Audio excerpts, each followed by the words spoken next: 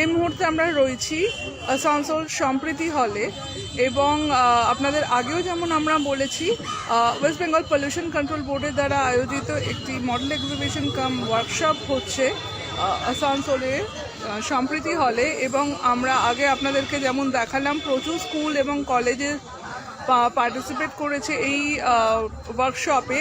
আমরা এবার সরাসরি আরও যে স্কুলরা পার্টিসিপেট করছে তাদের কাছে চলে যাচ্ছি।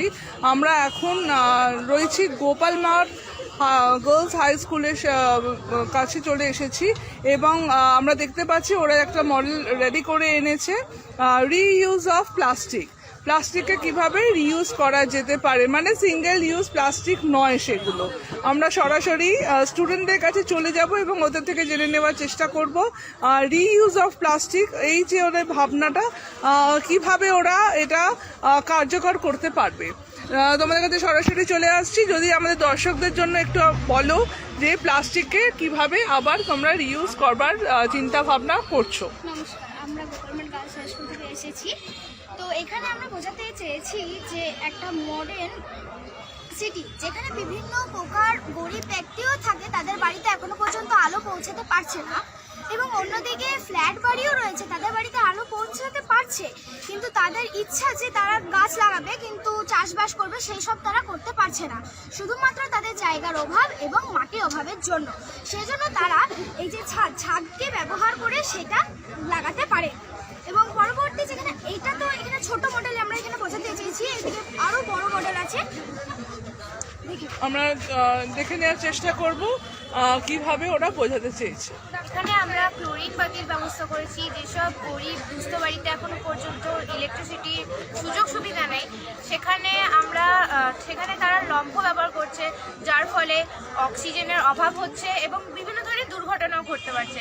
তাই আমরা এখানে ক্লোরিন বাতি ব্যবস্থা করেছি। এছাড়া এখানে যেসব বিয়েবাড়ি বা অনুষ্ঠানে প্লাস্টিকের বোতল আরে ফেলে দেওয়া হয় সেখানে, যার ফলে পরিবেশ দূষণ হয়, এর জন্য আমরা এই প্লাস্টিকটিকে এখানে ব্যবহার করেছি, যার ফলে মৃত্তিকা দূষণও হচ্ছে না এবং যেসব বাড়িতে আলো পৌঁছাতে পারছে না সেসব বাড়িতে আলো পৌঁছাতে পারছে।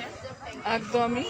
এবং আমরা পাশে আরও একটা কিছু দেখতে পাচ্ছি, আমরা দেখতে পাচ্ছি এখানে সোলার প্যানেলেরও ব্যবস্থা রয়েছে। হ্যাঁ, এটা হাইড্রোপনিক। আমরা অনেক সময় চাই ঘরে গাছ লাগাতে, কিন্তু মাটি এবং জায়গার অভাবে সেটা হয়ে ওঠে না।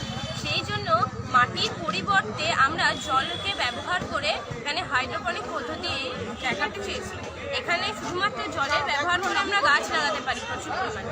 কিছু দেশ আর যখন কিছু দেশ এই হাইড্রোপনিক পদ্ধতির মাধ্যমে অনেক চাষবাস করা শুরুও করে দিয়েছে। এইখানে মাছ এখানে রয়েছে, দেখতে বল সায়ন্তনী বল।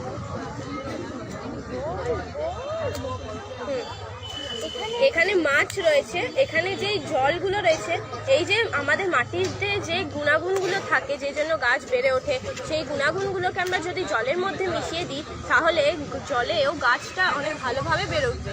সেই জন্য এইখান থেকে এই হাইড্রোপনিক পদ্ধতির মাধ্যমে আমরা মাছকেও বেরিয়ে নিয়ে যেতে পারি। এখানে ইলেকট্রিসিটির অভাবের জন্য জলটা এখানে গাছ দেখা যাচ্ছে, ইলেকট্রিসিটিটা এখানে দেওয়া হয়নি। একদমই। এবার এখানে যে তোমরা যেটা রিইউজ অফ প্লাস্টিক বলেছো, সেই রিইউজ অফ প্লাস্টিকটা তোমরা কিভাবে দেখাবার চেষ্টা করেছো এখানে? তাহলে একদম আমরা এখানে গাছগুলো, মানে যে প্লাস্টিকগুলো ফেলে দেওয়া হয় সেই সব প্লাস্টিকগুলো নিয়ে করে আমরা গাছ লাগিয়েছি সেখানে। একদমই। যে আমরা একবার আপনাদেরকেও দেখিয়ে দিই, এই প্লাস্টিকের বটলগুলো যেগুলো হয়তো আমরা ফেলে দিই সেইগুলোতেই ওরা আর কি গাছ লাগিয়ে যাতে ওই প্লাস্টিকটাকে একটা ভালো কাজে ইউজ করা যায় সেটাই দেখাবার চেষ্টা করেছে। এখানে আমরা প্লাস্টিকের বোতলের মাধ্যমে একটা ব্লিচ ওয়াটার রেডি করছি। এটা নরমাল ওয়াটার, এটা দু রকমই কাজ করবে হিসেব মতো, প্লাস্টিক রিউজ করা যাবে এবং লাইটও আলো হবে। একদমই। আমরা দেখে নিলাম এবং কথা বলে নিলাম গোপাল মাঠ গার্লস হাই স্কুলের সাথে, স্টুডেন্টদের সাথে কথা বললাম এবং আপনাদের সামনে ওরা যে মডেলটা রেডি করেছে সেটাও তুলে ধরার চেষ্টা করলাম। থ্যাংক ইউ সো মাচ আমাদের সঙ্গে কথা বলার জন্য। আরও খবরের আপডেট পেতে সাবস্ক্রাইব করুন আমাদের ইউটিউব চ্যানেলটি আর বেল আইকনে ক্লিক করুন নোটিফিকেশনস পেতে।